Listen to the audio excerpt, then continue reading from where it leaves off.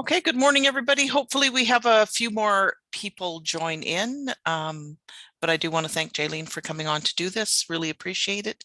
And as you just noticed, we are recording this session, so we will be putting that on YouTube later onto a public channel. So just so everybody's aware of that. And I'm not going to talk a lot because we're here to listen to Jaylene, so we're going to hand it right over. Thanks, Bev. I appreciate that. So the reason that I guess that I'm here today to chat with you folks, and hopefully for anyone that refers to the recording later on, is just to introduce the project that we're working on at the NRRM that we're hoping to put into action in the new year, is an online procurement platform. So a lot of service providers and suppliers will probably be familiar with BC Bid, which is a provincial tool for bidding on projects all across the province.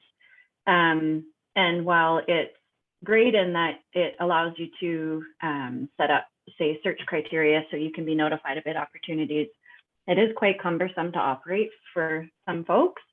And it's not always super reliable when we're posting addendums and things like that.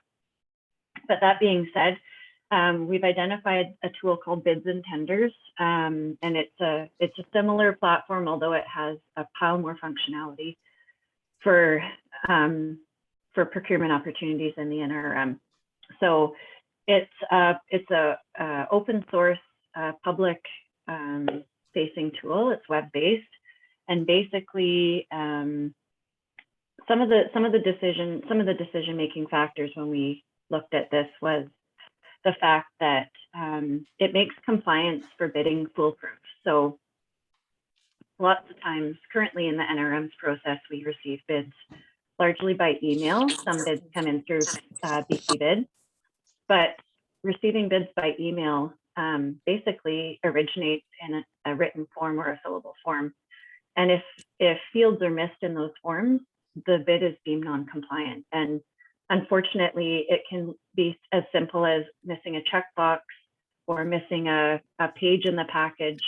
And there have been situations where, you know, it eliminates the bidder that would have otherwise been successful. And we hate to see that. So it makes compliance for bidders foolproof because it basically will flag if a field's incomplete or in a wrong format, for example, and it requires acceptance of various fields before it can be submitted. One of the other things that we recognized as a benefit when we were deciding to move ahead with this was that it holds the NRM accountable to our processes. So basically, it puts some checks and balances in place because it is a system, computerized system, that when a bid is posted, it's reminding us of an upcoming close date, it's reminding us of an upcoming award date, and then basically it's doing the reminding and checkups for contract issue, project commencement, things like that. So it reminds us if a contract is coming up for expiry, if insurance certificates are expiring. So it's basically keeping us more accountable to the project and also to the public. So that's one thing that this will provide, is a level of transparency that we don't have currently. So I'll do a bit of a demo, or I'll give you a preview of the site here shortly. But if you're familiar at all with our website, we list all project opportunities, but we don't always get back to the website to update who's been successful. And it's reliant on the project manager, the project lead, and sometimes, you know, the project's up and running, and that little circle back to say, oh yeah, this is who was successful, doesn't get fed back to those of us to update the website. So with bids and tenders, it's a completely transparent process. So when you view a bid opportunity on the system, it shows you who's taken plans or who's taken a bid package. It shows you at close a summary of the submissions and pricing. So basically you can see if you're a bidder who you're up against. The only thing that does require human input at the end is basically that final decision. So oftentimes if, or there are circumstances where not necessarily the lower bidder is a successful proponent based on compliance or even ability once the bid's closed to do the work in the time frame, et cetera, et cetera. So there are definitely some measures of transparency that we've struggled with maintaining today that this system just automates, and I think it's going to make that information a lot more useful to folks out there. So so I could do just a bit of a screen share. We got that figured out here before we started, Deb. So let me just see if I can. Oh boy, I have too many windows open. There we go. So essentially, this is the big public-facing bids and tenders website.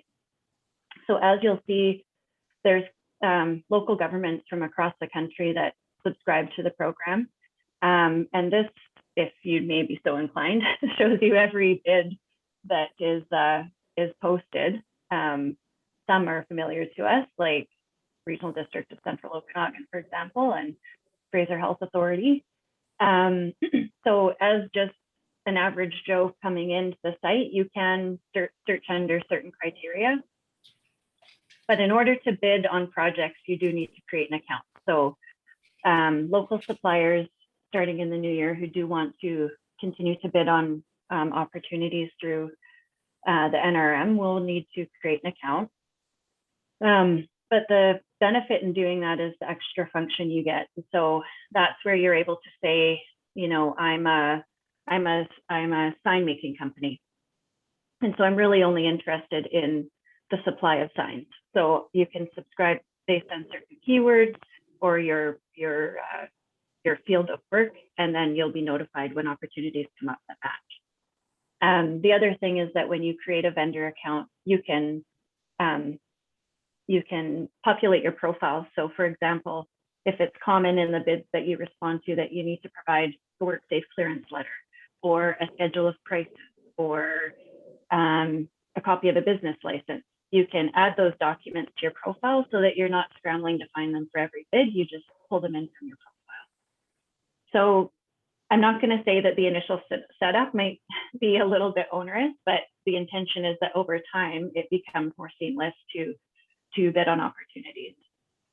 So the other thing is that we're working with Bev at the Chamber, and also Bids and Tenders as the developer provides a lot of support. So they have a 1-800 number, they have training that they can provide customized for communities and their vendors to basically assist with the profile setup, as well as test out some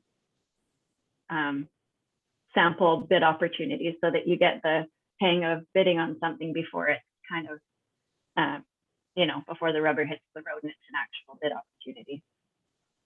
So for an example here, so here's one for pest control in the Regional District of Central Okanagan. That's hate to see what they're trying to look after for pests, but anyways, this is basically what a vendor will see when they open up an opportunity. So it's similar to BC Bid. It's your general kind of summary. They're referring you to an RFP document, which for some complex projects, we would probably do the same, but there's also the ability to basically make it a form fillable. And I think where there's an opportunity to do that, where it's appropriate, that's the way we'll be going, because that's where you have those fields that if you don't fill in a box, you can't progress, for example. So it's weeding out the non-compliant, the potential for non-compliance.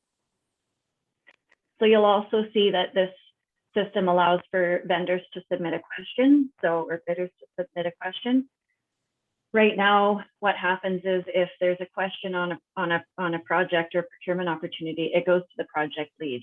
And what we've encountered as challenges in the past, for example, is that person's away or it gets in a spam filter or something. And the risk of having inquiries on projects with a timeline going to a person is that they can get lost in cyberspace. So the importance of that is that usually it's a question asked by a vendor that provides an addendum that benefits all of the bidding parties. So this basically it creates a higher level of accountability on questions being asked. This is where you would register for the bid. So if you've read this, I'd like to bid, I'm going to register, basically make myself known as someone who wants to take the package. It allows us to track attendance if there's mandatory site meetings prior to bid. Sometimes, depending on the project, it could be a compliant or not compliant in the final package. Documents are listed similar to BC bid. And then here's your kind of extra level of transparency where these are who is registered. So Orkin's taken a package, Terminix taken a package, and this Alicia PBT. So this is where, for example, there might be an opportunity. If you've looked, you can do a portion of it. You don't think that you might want to bid on the whole thing, but you've worked with one of these companies in the past. It's that level of transparency to say, hey, maybe I'll contact Orkin and see if there's a partnership opportunity, or, ooh, I'm up against Orkin in this project. So that's kind of the forward-facing or public-facing bit of information. Once you get into and I'm sorry I don't have a demo site available at this point, but once you get into the bidding, it's probably one of the simplest systems I've seen, and it's literally, for example, if this were asking for a lump sum on annual pest maintenance, it would be a fillable form that you enter your total, you click the boxes that you have insurance certifications, etc., and then you press submit. So there's no need to download a PDF, hand bomb it, scan it, email it.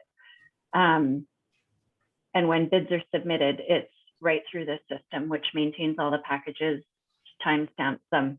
And then, like I said, at opening time or closing time, I guess, when bids close, the fields entered for pricing are publicly available.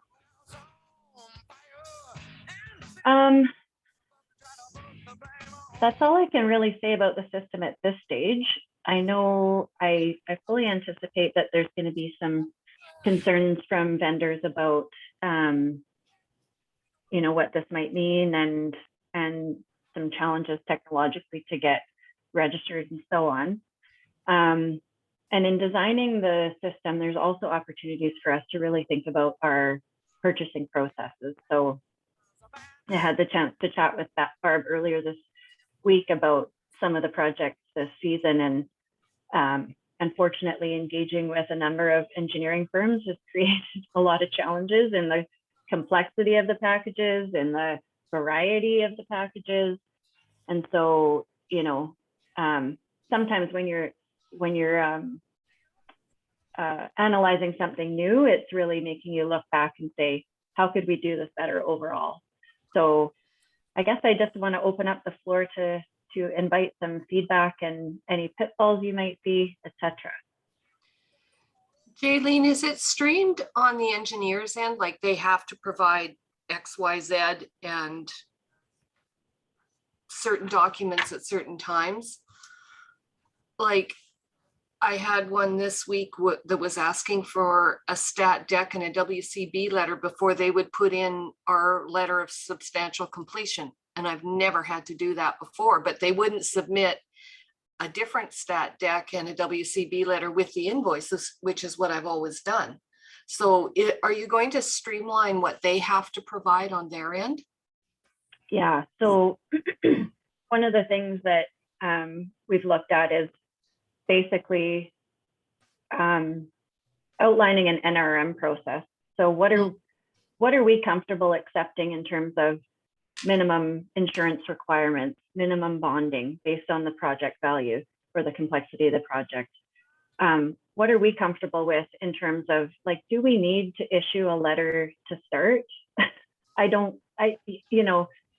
The way that we work in Fort Nelson is a lot different than larger municipalities. And I appreciate that a lot of these firms have seen a lot more projects than we have, but we also know what fits for our community. So in the coming weeks, myself and Luann are going to work on, what is it that we want for Fort Nelson in terms of a process? And you're right, what you guys have experienced with some of these projects has been over and above anything we've ever done in the past.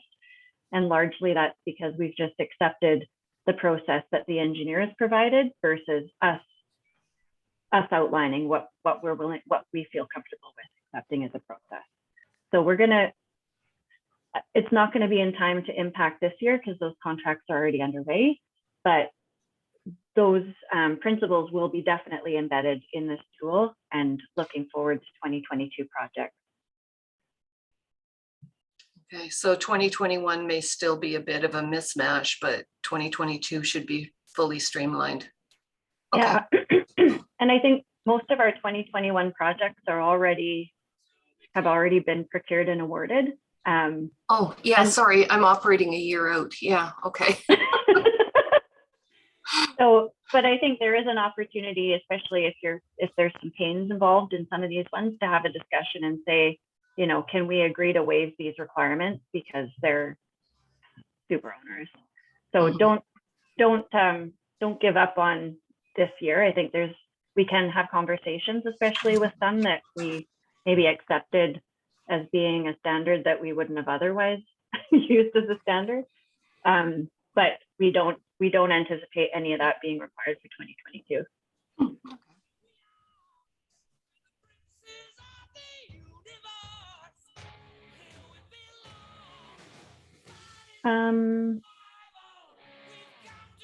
So I think Bev and I need to work a little bit more closely together on how we can support vendor registration, as well as ensuring that the test cases reflect what we really need from local suppliers. So, oops, sorry. Okay, so that is you, the music. Oh, it wasn't me, not the music, but that was my phone ringing. Oh yeah, because I'm not showing anybody making noise, but I've muted everybody. So people will just have to unmute if you're going to ask a question.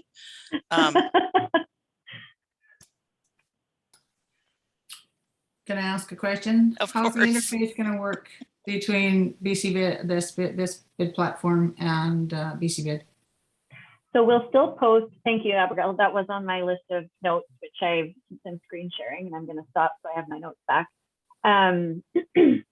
We will continue to post our opportunities on both BC Bid, but we won't accept bidding through there. So all it'll be is basically using BC Bid for the notification powers, basically.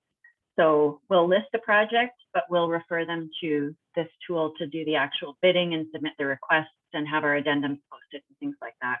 Okay, and that goes the same for Merck's? I think Merck pulls directly from BC Bid. We don't update that as a standalone system, but yeah. So in terms of notifications, am I going to get 2 and 3 sets of notifications now, or am I just going to continue to get BC Bid? You might get multiples, I apologize, but yeah. Yeah, okay. Yeah. But yeah, so that was one thing that we thought we would like to continue, because we don't want to assume that all will be registered for this, and some may just stay with BC Bid as their primary tool. But we do want to make sure that we're utilizing the full function of bids and tenders, just for accountability and transparency stuff. Which so if I'm understanding correctly, though, the BC Bid process won't allow the process that BC Bid allows for, let's say, won't be allowable by the NRRM. You're going to have to do an electronic submission. Yeah. Okay. Yeah. Because BC Bid's similar to an email submission in that you're just uploading a completed package, right?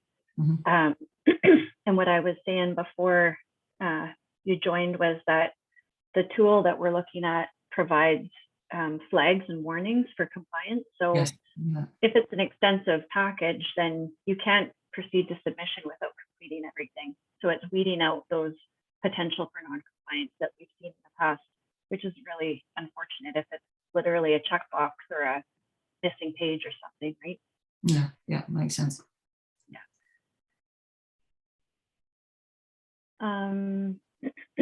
And we will still probably list opportunities on our website, but we'll have a link to bids and tenders as well. So it's just kind of creating those cross references so that people know where to go to bid, to submit their full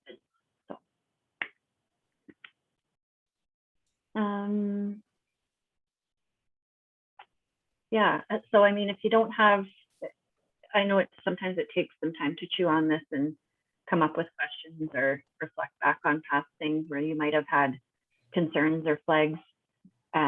So I'm definitely open to receiving feedback after today and by email. You can send it to admin@northernrockies.ca, or give me a call at the office. And yeah, we're super open to using this as a bit of a launching off point to do some other more major improvements to the purchasing process. Jay, when do you expect this to be up and live and running? So is that like a January 1, 2022 or? So, I mean, typically we're putting out packages.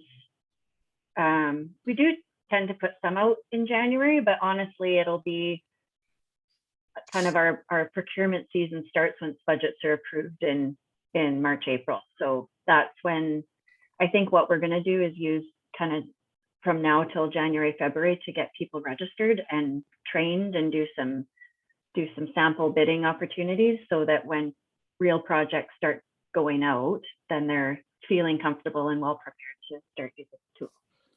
So I can't say like, we'll turn on the system January 1st because a new project might not be posted until it's ready to be procured, right? So. Right. So, but the plan is to do some dummy bids or procurement projects so that people can get in and kind of practice and play with it. Yeah, absolutely. Yeah. I think it's important because I would not want to be in the position where I'm seeing it for the first time in my, potential livelihood resting on it. So I think it'd be good to maybe do some pest control opportunities or something. But yeah. Okay, and I guess are you notifying bidders then when we can start setting up our profiles and things? So you will be in touch with us? Yeah, so what I'd imagined was doing a few workshops basically. So, and if you're not comfortable coming to a workshop to do it, or if you're not comfortable doing it in a platform like this, then we can do one-on-ones for sure. And Bev had indicated she'd be willing to support that as well if you would rather just go do some one-on-one time in that office or whatever works. I mean, my goal is to get every willing Port Nelson supplier registered because I don't want this to be a reason that people are missing out on opportunities. So yeah. Yeah, and I'm happy here to, particularly maybe for those people that don't bid on very much, and but to be available here to familiarize myself so I can help somebody through that process, through the whole getting registered, etc. I know that you guys that do it all the time are good at what you do. You don't need me, but there may be the odd one that could use a little extra help, and we'll make sure that that's available either through my office or through the NRRM. Definitely. Yeah, because I'm thinking like there's probably going to be 4 of us here that need to go walk through it. So that's why I was wondering whether I needed to be in touch with you or how that was going to work. And it probably would work like if somebody walked us through it, like did either a Zoom meeting or one-on-one in person kind of thing so that we can all work through the system. Yeah, definitely. Yeah, so just food for thought. Yeah, and we might be doing multiple workshops. We might be doing, company specific workshops because like you said, there's might be some companies that have multiple representatives that need to be familiar with it. We're open to whatever it takes. And so Jay, and I don't know if I just missed this, once somebody's registered, if they're going in to bid on something, I'm assuming they sign into their account and that self-populates then all of the information in their registration so they don't have to continually put in things like phone number, address, email, etc. Yeah, the standard information gets in. Yeah. Anybody else have some questions? It's going to be a short meeting. I'm going to give you back some of your day. I guess the other thing that we do have the opportunity, and we're still contemplating this, is to try to do some hybrid opportunities where we would accept hand-delivered submissions. So but there's always just a risk in that, right? Of receiving it on time or receiving it fully compliant, et cetera, but we do recognize that there are some things that that's just most suited for. So it could be a potential. It's just, I think wherever most appropriate, we'd be leaning towards going through the system. The concern is that we end up like with the fiber optic cable cut, like it was a while back, and you've got bid submissions due that day and everything's online. So what happens in a case like that? Do you have a backup system? Sorry, that's worst case scenario, but No, totally. So, yeah, you know, with our broadband issues. Not all that worst case. Just saying, you know, BC Hydro is on our case pretty hard out here. yeah, Westel, yeah, outages do happen far more frequently than anybody really wishes they would. yeah. And I think in those instances, it just needs to be, you know, kind of an open communication. So if you know that you're an hour out from submission and you don't have any internet, it's like, okay, well, get a hold of us and maybe we can extend the deadline, or maybe we can accept it by other means, right? I think if everyone's internet is out, how do we accept the bid, let alone how do you submit the bid, right? So yeah, so I think those ones we'll just have to deal with on a case-by-case basis, but we would always just invite, you know, open communication, like contact the project manager listed and say, hey, this isn't going to happen, but I have a desire to bid. How can I do that alternatively? Yeah.